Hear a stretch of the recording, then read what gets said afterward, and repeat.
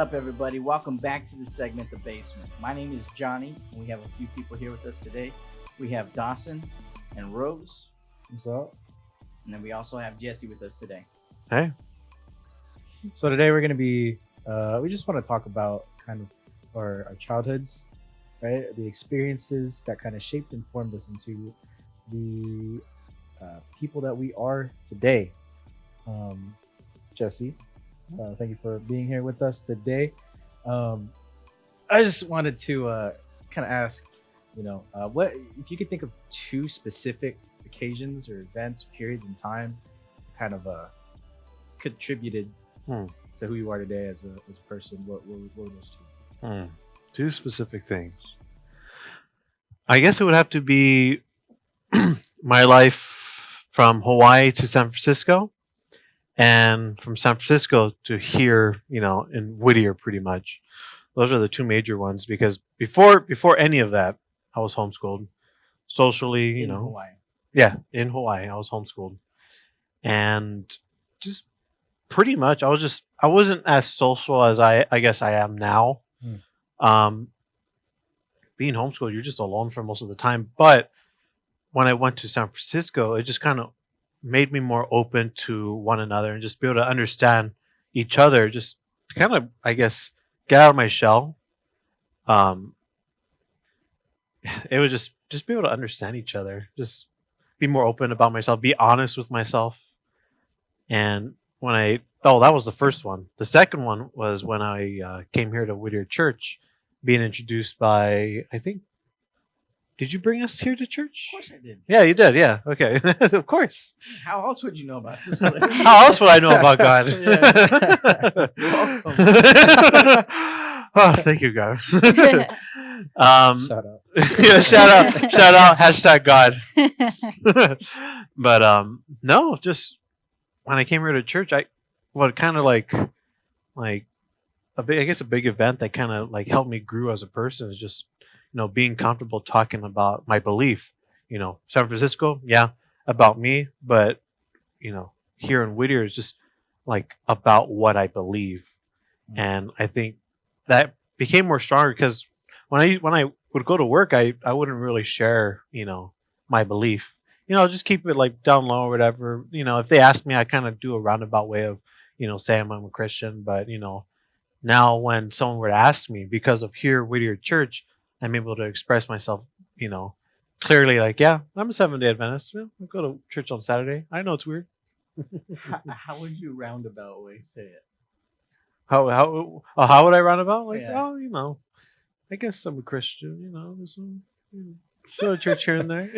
I just like, and then I try to like bring up another topic, like, no arm. How did that happen? Smooth. You'd be like, I believe in God and Jesus. Sports. And then, Sports. Yeah. Oh, sports. Yeah. Kobe. Kobe. But Back to you. yeah, no. Yeah, Just that's try to fine. redirect the question. But now you're bold. You just say it. Yeah, just not necessarily. I don't care, but I'm not ashamed to describe who I am in both belief and who I am as a person in my interests, I guess. Awesome. But yeah, those were the two major events for me from homeschool to college and to church life, I guess, or finding the balance within all those. Cool. Yeah. That's definitely an interesting balance because I don't know too many people that are homeschooled. You are now like one of 3, so it's interesting. A to rare see. breed. Yeah, A rare breed for sure. Rose, I like the way you put it. I'm sorry. It's tickled. what? Oh, Yeah, the rare breed. And so I'm sorry. I think some events that made me into who I am is, first of all, a little bit of background. My parents are separated. They've been separated since I was a baby. So I've always had 2 households. They're across the city from each other, so it wasn't too far from each other. And both of my households struggle with addiction. And so I grew up with, my family members, around me just having these addictions, but me not noticing them because they hid it so well for a while until the 2009 session came up when I was in 8th grade, The middle recession? school. Yeah. And then I was living with my mom for that around that time, and her during when the recession hit, she lost her job. But as a banker, she had for over 20 years, maybe even 25 years, to be honest. Oh wow. And so with her addiction, she just spiraled. She didn't look for another job. She was unemployed for all the way up until 2 years after I graduated high school, probably. And so during that time, me being in high school, 14, 15, 16, she kind of just forgot about being a mom. So she was indulging in her addictions, her, abusing herself. And I pretty much took over the role of parent to her. And so I had to be responsible of making sure she ate at least once a day. She was recovering from being sick, making sure she was at least breathing when she was sleeping, because, God forbid, one day I found her one day overdosed or just not breathing because something happened to her. Right. And so with that, during that time too, I was an angry, frustrated kid, because here I am, teenager, barely trying to figure out who I am. And now I'm a parent, I'm a caretaker. I have to look after someone else's life, making sure they're okay, making sure I have to be okay too. Because if I fall, then this whole house is going to fall. How old were you? This was like, honestly, from 14 till 18 when I left my house finally. And that was around the time we ended up meeting you. Yeah. And I was just an angry kid, and although I was an angry kid, I was more mature. And in my friend group, I was the Dr. Phil of the friend group, and I tried to solve everyone's problems, making sure everyone else was okay, because that's what I did at home. That's what I felt like I needed to do. But the problem with that was putting that responsibility on me, I was judging other people's lives. I wasn't considering what they were going through, what their perceptions were, what their beliefs were. I just focused on what I thought was right and what was right for other people. And that was very judgmental, very selfish, very egotistical of me, that I knew better than most people my age and older. And so once I graduated high school, still being this angry, frustrated, egotistical 18-year-old now, my friend from high school, Isabel, that we all know, she decided to invite me here to the church. And honestly, throughout my life, I knew about God, didn't have a relationship with him. Just a dude in the sky looking out for me here and there, but he had bigger problems to deal with. It's funny that you mentioned Isabel, because like I feel like because of her, so many people acknowledged Whittier Church. Yeah. It's some place to come to. Mhm. Yeah. It's weird hearing it. Yeah. Whittier Church. Yeah. Church. It became like, it's just, sorry. Continue. So with I'm my just glad you're a part second, of that. yeah, so my second experience is coming into the church, and didn't really want to be in the church, wasn't really looking for it. I was okay with my non-existent relationship with God. Mhm. And so she dragged me here one morning, on the Sabbath. And I don't know how she convinced me, because I'm not a morning person, wasn't looking for it, but she just did. And my first memory was meeting you. And it was before church started. It was early church school. What was it called? Like Sabbath school? Yeah, Sabbath. Sabbath school, right? Okay. And you were just so open about your life. You were easy to talk to. And for me, I was also very shy, very timid, and didn't like talking to new people. So you were very easy to talk to and relate to. And I think I told you my life story in like 5 minutes. I knew I you. sat there and I just listened to you. And that was crazy for me. And I thought like, oh my God, you must think I'm weird. I think you even said that. I think I said that yeah. too. I think you're like, I don't even know why I told you all this right now. And I was just like, I don't know either, but I'm glad you did. And so coming into the church, meeting the youth group and meeting, all these new people, who want to get a close relationship with God, who already know God, I felt like I wanted a relationship with him too. Again, dude in the sky, that's all I knew about him. So I'm hearing all these testimonies and these stories that I didn't really hear before about God. And I finally opened a Bible my mom gave me a few years ago, and I just started reading. And I couldn't put it down because I just wanted to know about this interesting God I didn't really know about before. But in that journey as well, I learned that I could be the bad guy. And that was new for me because I thought I could never be the bad guy. Like, make other people feel small, make other people feel bad about themselves, or hurt other people, because I always thought, because seeing my mom, seeing my family, my parents, everyone around me, like, I was never a crazy kid. I never wanted to do bad onto other people, but I just didn't know how I could hurt other people with how I acted, how I treated them, what I said, Hold on to that. I want to come back to that. Johnny. I was gonna come to you. I swear, that's my thought. Like, she's like- talking, I'm it's be like, I'm gonna ask him. It's like deja vu. Huh? You're quicker than I am. Yeah, it's like it's happened. Quick on the draw. Crazy. Anyway, so 2 life experiences that I can really go back to determine who I am today is that when I was young, came back to California. My dad was in the military, kind of just went all over the place, and then I was born in Whittier, California. And then we kind of came back, and this is home. So my dad kind of knew all of our neighbors. I kind of knew all those neighbor kids, but when we came back to California, I didn't know anybody, and I pretty much got beat up for the money that I had in my pockets. How old were you?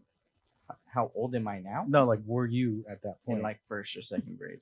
So young. Yeah. Wow. I started seeing like tagging on the walls. People were asking like, "Where are you from?" And I didn't even know what that means. Yeah. So I get punked for my money. My brother has a similar incident, and so then my brother told me, he goes, "Hey, this is never gonna happen to us again. We're never gonna get punked like this again." And we developed a strong mentality where we needed to protect ourselves, and not only did we feel the need to protect ourselves, but the people around us and our loved ones, our friends, and stuff like that. I want to say even in high school, like if I saw somebody getting punked by somebody else, I would go punk that person just because it made me mad. It's fun. You're the younger brother, right? Yeah, I am. But you still have a very big brother mentality. Well, I'm also an older brother. Are you Oh, middle brother? yes. I am the middle child. Yeah. So My- technically, Yeah. My Yeah. sister is 14 years younger than I am. yeah. So in my teen years, that really brought like a protective instinct out of me. That was one thing that I feel like really molded and shaped me throughout the years, because I've always carried that mentality with me. Mhm. And then the other mentality the one other event that really changed my life, when I was 18 years old, super depressed. I was struggling with who I was and everything, and I decided that things would be better if I just didn't exist anymore. And so I tried to kill myself, and I felt like that would solve everybody's problems. Reason why people were fighting around me, reason why my parents would be fighting, reason why I don't see my brother that often or something like that. If I just didn't exist, it would solve everybody's problem. And so I tried to kill myself, and it didn't work. I found myself walking around asking God what He wanted from me. How come I couldn't kill myself? I had no idea that God was actually telling me He had purpose for me, and that my life was worth something, even though I didn't think it was. And I remember thinking like, I can't get like a for sure answer, but this feeling that I had, it was just so intense that I felt like I needed to seek God. And when I started seeking God, and reading the Bible and finding out who God was, it kind of just showed me, God showed me love and compassion and all these different things through different people. And also in His Word. And after going through that experience, like, I can never deny that God exists. And I can never go through life thinking that what was shown to me that I couldn't show other people. I have to show other people the grace and the mercy and the love that was shown to me. Yeah. That's just kind of how I am today. That's powerful. Mm. That's powerful. Yeah. So what about you, my friend? So, so I'll start off with my dad. Little background. He had a kidney transplant in 2009. And thank you, Auntie Jody, for watching this. Thank you, by the way. Thank you. He got a kidney transplant 2009. She's a And donor? She was a donor. Awesome. Yeah. Have you met her, Jody?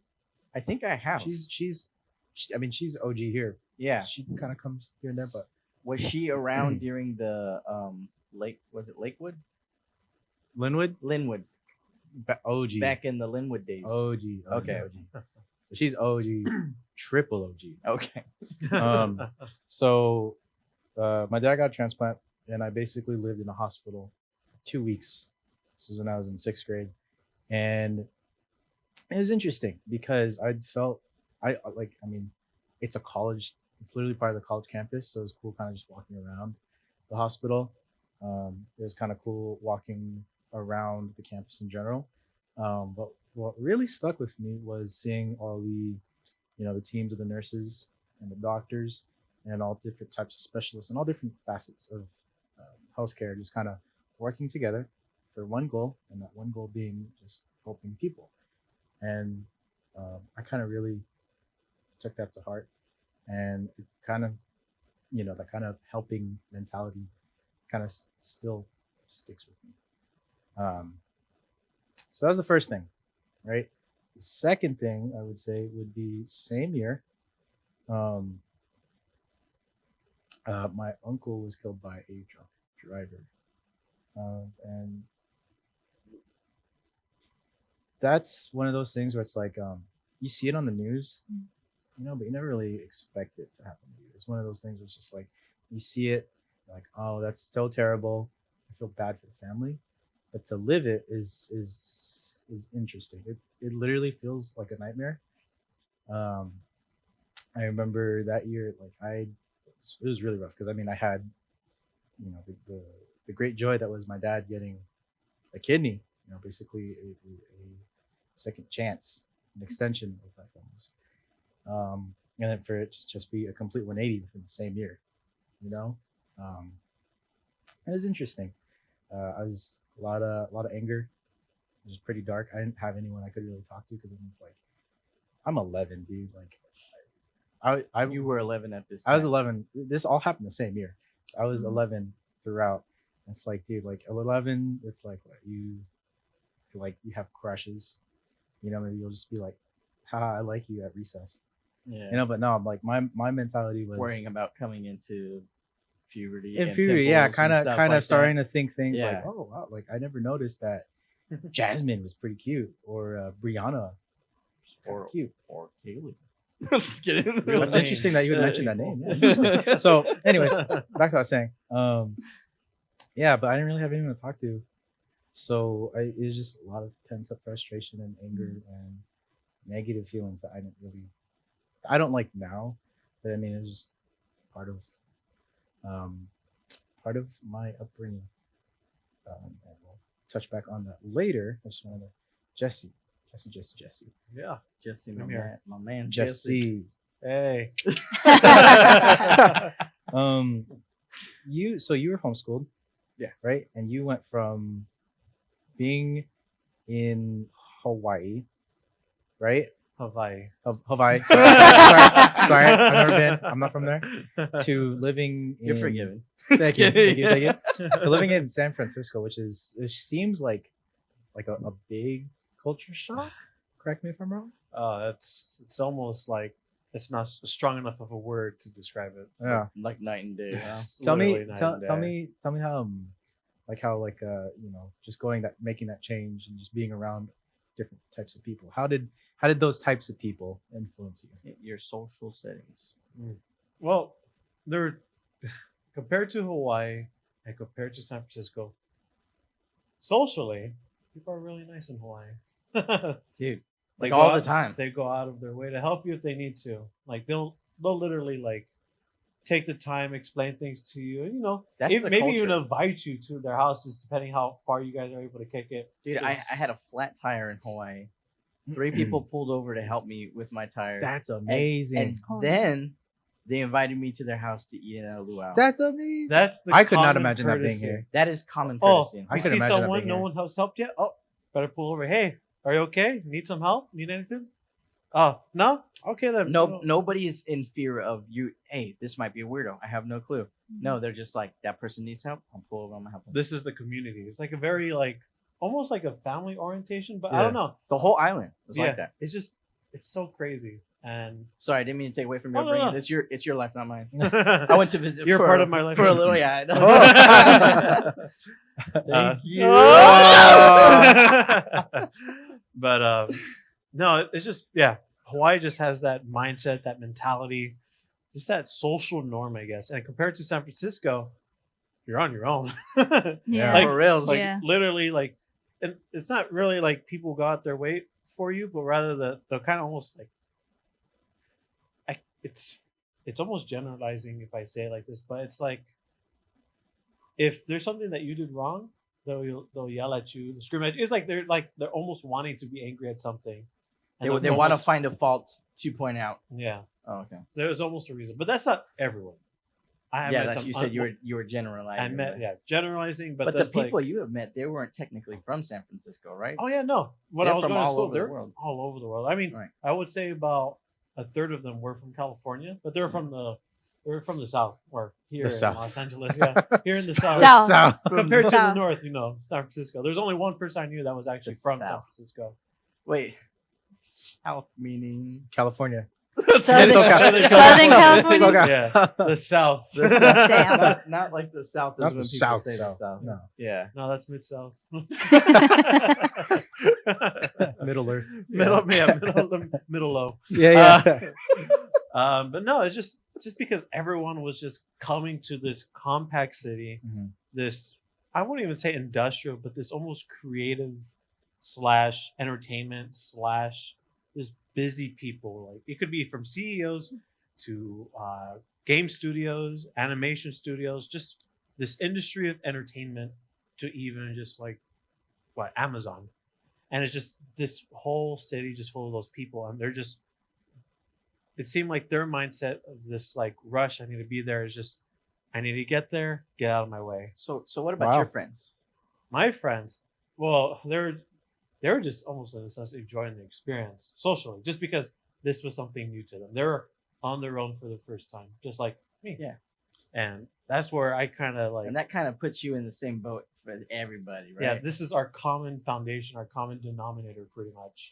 I didn't think about that. Yeah. That's cool. And that's how I guess that would be the thing that kind of linked us first, and then we started growing to know each other, and then thus have this variety of a friendship. Yeah, you have a very diverse group of friends. Yeah, race wise too. Yeah. This from background to race to anything, Background, race, religion, and it didn't matter. everything. Yeah, it's just like, 'cause oh, you like animation, oh, you like 3D, oh, you like certain parts of aspects of like art in general. Yeah. Cool. Like let's work together and do something, and maybe like help each other in class. Oh, you know how to do this? Oh, this is that. But that was because of the school setting. But city wise, man, it was different. It's just I bet. it was just I so bet. different. I know. Like- You get a flat tire and everybody just drives by you like, get out the way. bro." Hey, Yeah. get out of the way. Yeah. Where's your tow truck? Get out. Yeah. Call literally. AAA. Call AAA. I don't care. Yeah. They'll complain to you rather than help you. Yeah. For the most part. I know there's There's a There's handful of people in the world. the diamond in the rough. Yeah, exactly. Very, very rough. Very rough. Yes. But yeah, no, those are those are my experiences in terms of a social setting from Hawaii. very just family orientated, just like Ohana. That's pretty much it. Ohana means family. Ohana means And that's a real thing. That's not just something Yeah. you see in Lilo and Stitch. I was That's gonna for say real. I only know that from Yeah. Lilo and Stitch. yeah, It's for real. yeah. It's there's just something about Hawaii, and there's of course something about San Francisco, but just being like almost in a sense, almost feeling safe or just feeling like at home. You can't have that. It's like Hawaii has that great feeling, and it's hard to get it anywhere else. Mm. But I'm not saying it's impossible. You could definitely have it here in Cali. You could have Ohana here for sure. Yeah, like coming here to Whittier Church. That was one way of feeling that home feeling again. Yeah. Yeah, but that was pretty much it for me on that aspect. All right. Rose, what about your group of friends? How did that kind of point you into the person you are today? Well, I had a really great group of friends in high school. I was in color guard, and all my friends were color guard and band geeks. So The best kind. best kind of nerds you could ever Yeah. have. And so, we weren't crazy kids. We just wanted to hang out with each other and have fun. We didn't do anything crazy, but after we graduated, most of my friends went their ways, college or whatever. And so I still talk to a few friends now that are like my closest friends. I consider family. But after coming here for the first time and getting to know the youth group, getting to know you, getting to know everyone else here, I feel like my group of friends here helped me with my journey, getting to know and getting a relationship with God, and pretty much helping me become the person that I'm trying to become today, which is, being more reliant on God, being more patient, more kind, not fast to judge, not trying to judge at all, be more forgiving and all of those things. And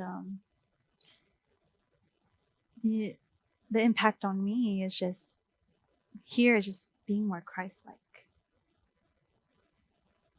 Mhm. Awesome. Me. I will go next. Thank you. Yo. Oh, I was scared. I was gonna say, bro, you don't watch basketball.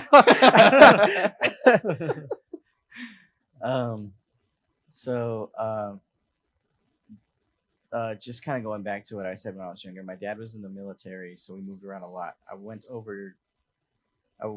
over 10 schools in my entire life.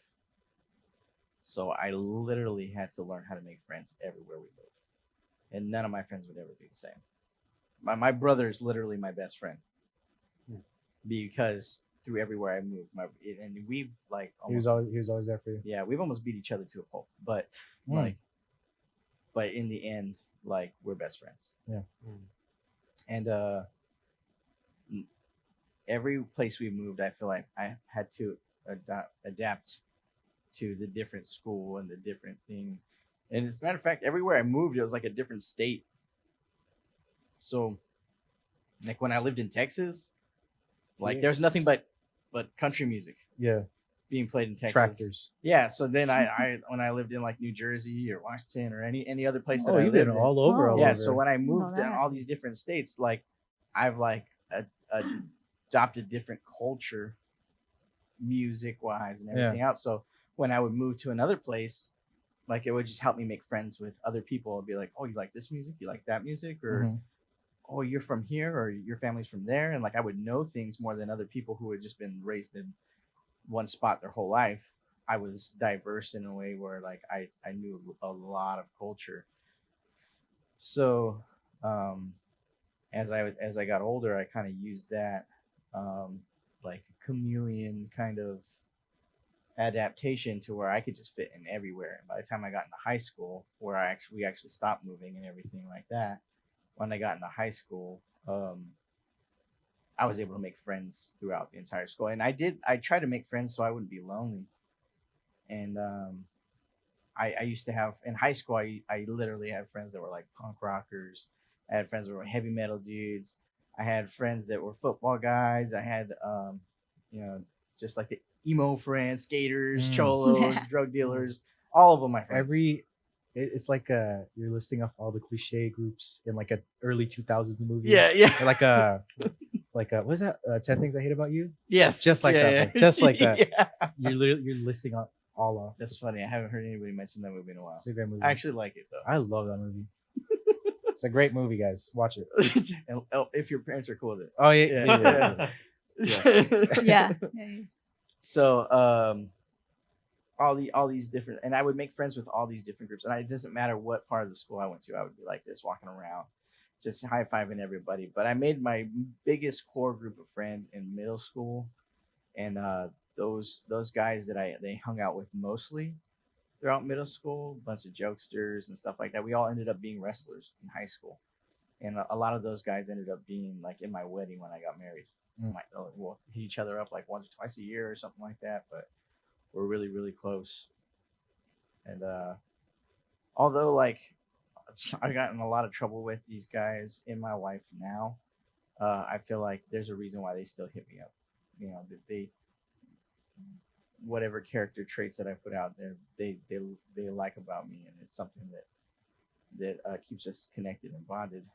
And then other than that, my church friends and family, and they're just, I mean, they've shown me grace, love, and acceptance in a way that I've never gotten anywhere else. And because of that, I share that with other people. I hope you feel that way, at least around church family.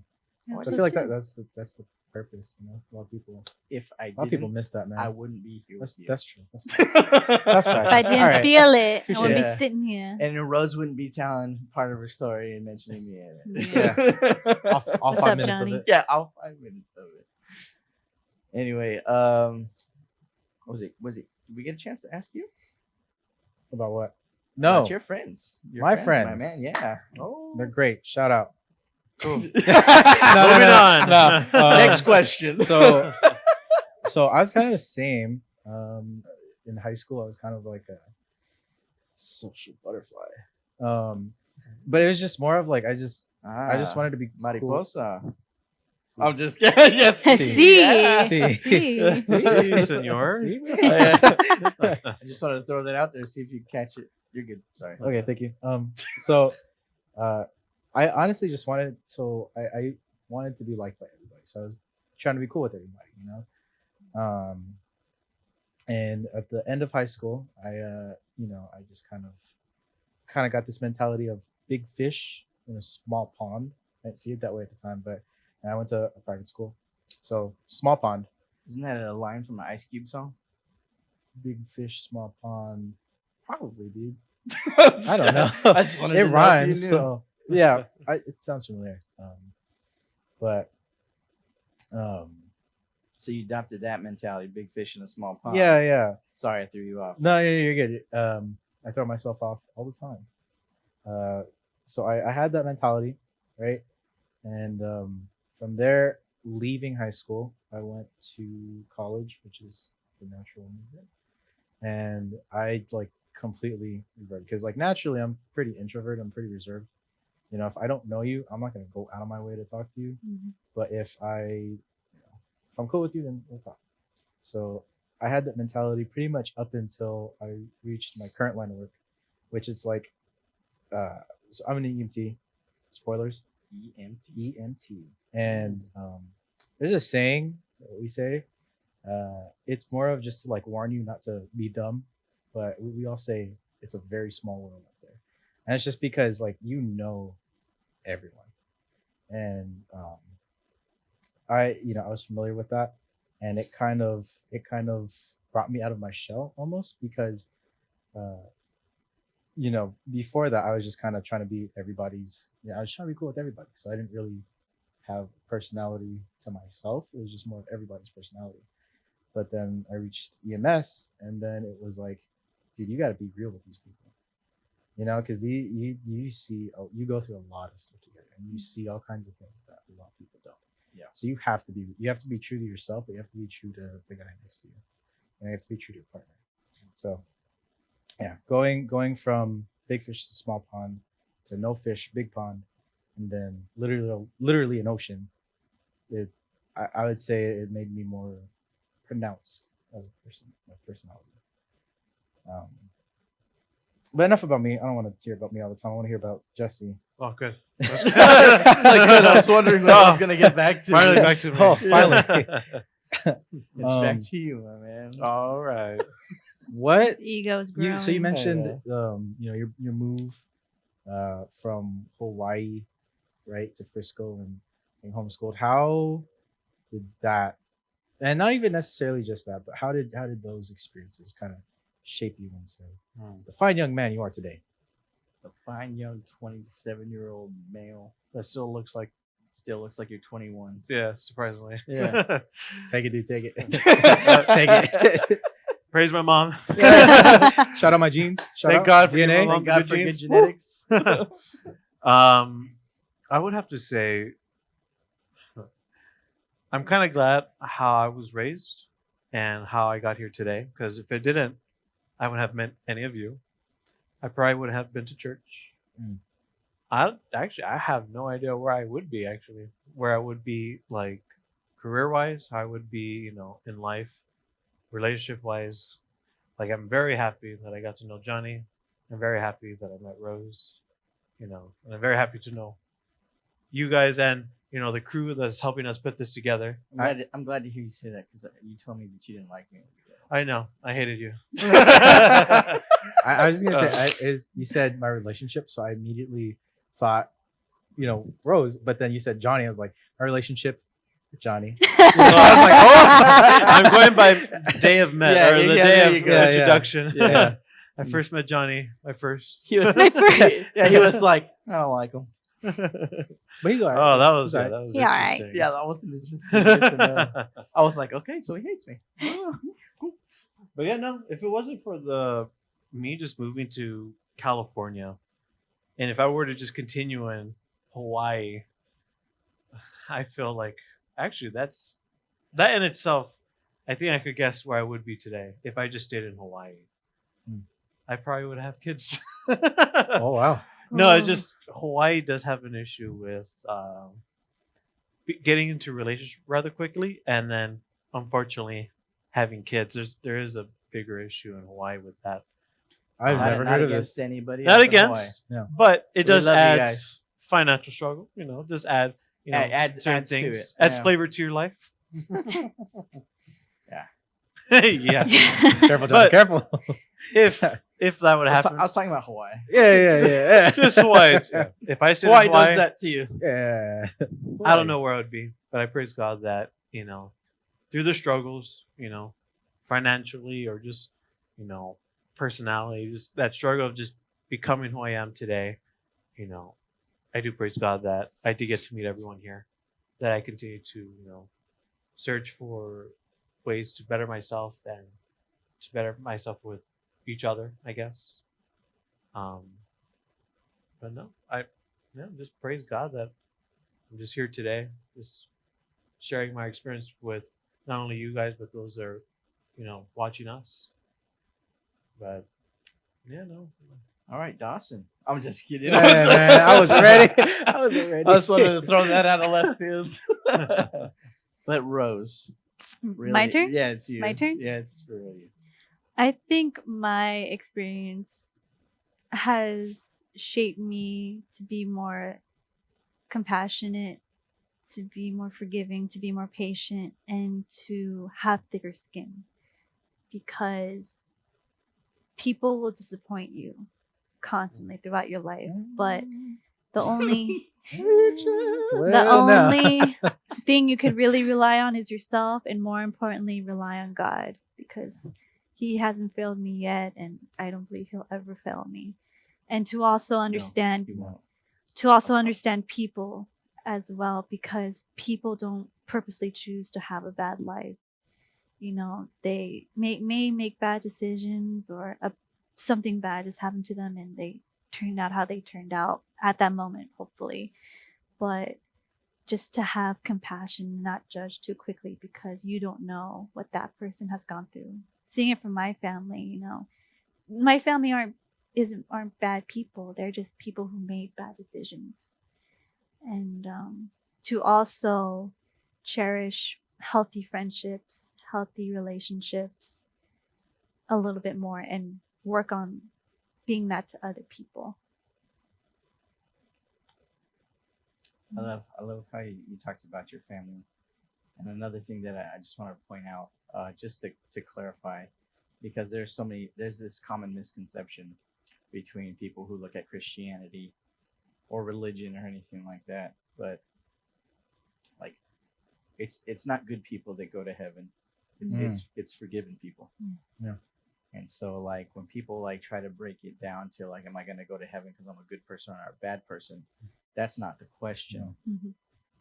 And that's not where you're going to find your answer. And if you're thinking like that, it's not going to happen. That's not. It's forgiven people that go to heaven. It's those people who understand where they're at with God, and they don't want to be just stuck in sin or the life and say, I need God. Mhm. Just to take it back, I just remember the saying that Meshach said at one of the youth things, whatever, back in the heyday. He said that in order to be built, you have to be broken. Yes. That's very cool that you were listening. To Because that you were a lot sermon? young. You were a lot younger back then. Dude, I was like 2 years old. Man, man, I was smart. I was like Reading the Bible. 3 years old. Wow. I remember hearing Meshach. I was like, "Goo goo gaga, man." Because you're making. Yeah, Also, But that's so it's yeah, pretty much. that's such a hard fact for some people though to, and you don't have to, you should be a good person, but it's more that you're forgiven and you Yeah. ask for forgiveness, and that's something my parents didn't realize, most of my family don't realize, and most people give up because how can they be forgiven with all these Yeah. things that Right. they've done and blah blah It's blah. hard. It's 'cause then hard. You have to admit that you have. You were problems and- wrong, you were bad, I was selfish, I Yeah. was this egotistical hard. when I thought I was It's like innocent when I yeah. wasn't. Yeah. So tumbling. Tumblr. Yes. I'm really, really sorry. Catch. Hey. Oh. Oh, Oh. So for me, my experiences in my life kind of brought me to a place to where I know me myself. I'm a protector. I'm a protector of my home over my family, my wife, and all four of my kids. I'm a protector of my friends and all my loved ones. I even find myself not even finding myself being a protector as like before when I was younger. I used to think that I need to learn how to be tough. I need to learn how to be strong. I need to learn how to be like, and it's funny because I mean I don't look it right now, but when I was younger, I used to be known as like a very muscular person, and it's because I was such a protective person that I felt like my exterior had to look intimidating enough to make somebody not want to challenge anything I was trying to protect. And so I don't look like that now because now I feel like I don't protect my family with just physical strength. I protect my family with how I follow God and how I pray for my enemies and how I run my household and how I honor God with my life rather than my words. So I mean, I still see the muscles. a little bit. Just a little bit. just a little The bit. muscles. So you say They're there. you protect them spiritually, emotionally, and physically. Yes. wow. Yes. Check. Yeah, you gotta check all those boxes off, Yeah. especially when you become a father. And then you gotta submit them. Yeah, Yeah. exactly. Don't forget to Yeah. submit the forms. Yeah, I submitted those long ago. Okay, but The paperwork just got there recently though. Okay. It's the government. Yeah. 2 to 3 weeks. Yeah. let's go. But so I am still continuously a protective person, but also within my other experiences and my friends in my life made me realize for my friends in church, they've shown me that God's grace is so much bigger than human grace. Like That God- rhymed. Sorry, that rhymed. God's grace bigger than the human race. The bars. I'm sorry. yeah, I'm it sorry. could be. Could be. It could be. And if it ain't, it should be. Yeah. Well, Dang, there's like another like rhyme. like a I'm Ice on Cube it. song. Yeah.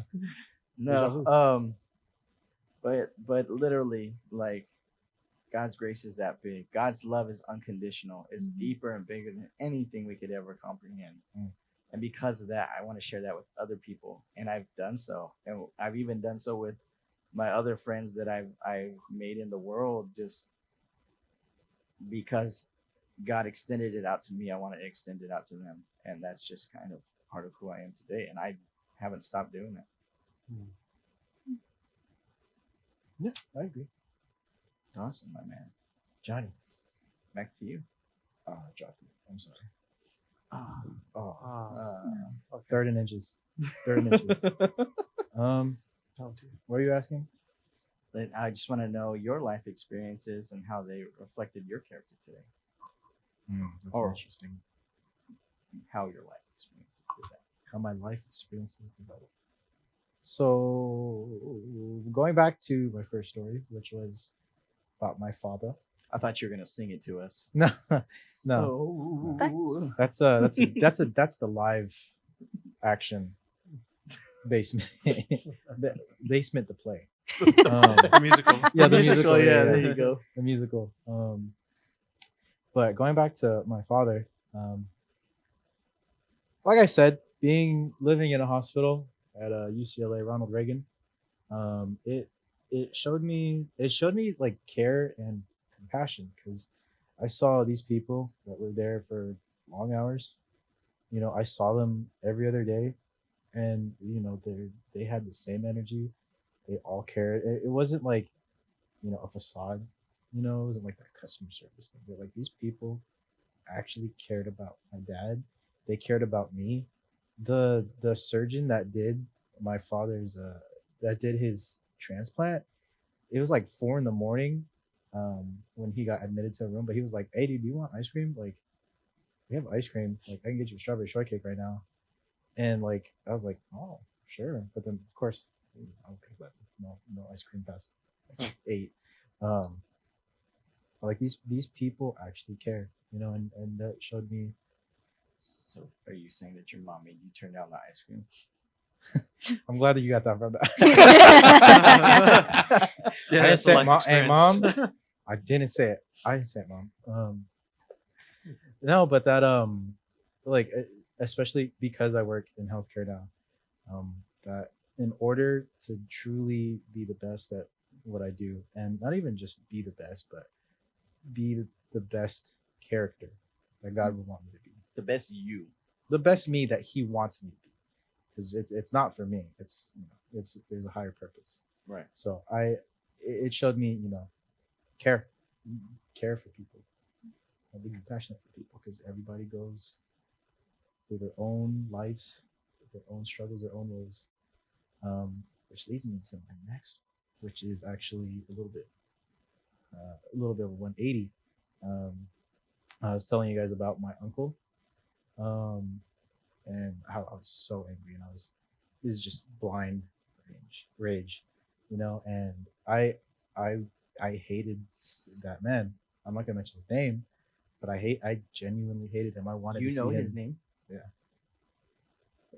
I was just kidding. I Sorry. know his name. I know what he looks like. I hope he's a happier looking man now, you know. But I thought you were gonna say you know where he lives. Too. oh no. That's a different. That's Yeah, a different yeah. basement. That's a different basement. How do you know? Like, cut the cameras. Cut the camera. But it taught me to not hate and to be forgiving. Kind of like you mentioned earlier, you know, that you kind of have to. It's not the good people that make it to heaven. It's the forgiving. And I, you know, being 11, I was like, I learned from my mom that, you know, you have to forgive. Like, no matter how wrong you've been done, like, you have to forgive. Which is funny And because you can't hold on it's to it. not a natural reaction. It's not. It wasn't. to be it wasn't. to be hurt and to forgive somebody. It's literally like if you get hit, it's like you hit back. Yep. You know, and that was my mentality. I wanted this guy to suffer. I wanted him to go to jail. You know, and to, you know, see that I was wrong, and that, you know, my mom taught me that, you know, forgive. I definitely still hold on to that, because there's a lot of mean people in my line of work, and not so nice characters. You just have to have thick skin. You have to forgive. So that's the truth. In that, just want to say thank you for sharing that with us. Yeah. And these are very personal stories that we all share. We've only shared two events in our lives out of the hundreds and thousands of events in our lives that have really molded us and shaped us. But if we pick the two ones that really touched us and made us feel like it impacted us the most. But I just want to put it out there for anybody who's listening to us today. Thank you guys so much for watching and for watching us be transparent and real with you guys. I know that there are people out there that have been through either worse things than us or harder things, or some of you guys have maybe even had like a really good life and came from a really loving family, or you can relate. But we just wanted to share this with you guys and really just be open in a way to where your life matters, no matter what you do, where you've come from. There are things in your life that have made you what you are today, and God is using for a purpose. Yeah. So thank you guys so much for joining us. We're going to close out in prayer. Let me just thank Rose, Yes. Jesse. Thank you guys for coming down and Yes, thank you. Anytime. Thank you for hanging out having with us for this entire time. Yes, Thank you. You guys for are awesome. No all this problem. time that You you've guys are given to us. Anytime. Thank you. Go ahead and close us out in prayer, Please. Jesse, Oh yeah. if you don't Please. mind. Sure. I don't mind doing it. All right. Dear Heavenly Father, thank you for this day. Thank you for letting us be together and just be able to learn from each other, hear from each other's experience, and to hopefully use this information to help us grow in wisdom, to grow in knowledge, and just to be able to do better in our lives continuously. Lord, please be with those that are suffering during these times of COVID and just financial stress, or those in Texas with weather, and just those that might have loss or whatnot. Just be with those that are struggling, and just guide us every day, Lord. I pray this in His name, Jesus Christ. Amen. Amen. Amen.